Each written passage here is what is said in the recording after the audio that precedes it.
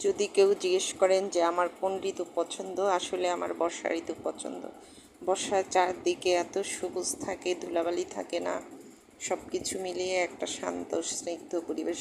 কিন্তু অতিবৃষ্টির কারণে চারদিকে বন্যা হলে তখন একটু খারাপ লাগে, আর রাস্তাঘাট পানিতে ডুবে গেলে। এই যে দেখছেন সুন্দর অপরূপ রূপটি, দেখুন, এটা কিন্তু বর্ষারই অবদান। ফুল আর সবুজ, এত সবুজ, বাংলার চারদিকে যেদিকে তাকান খালি সবুজ আর সবুজ, সবুজের সমারোহ। তাই আমার বর্ষা ঋতু এত প্রিয়।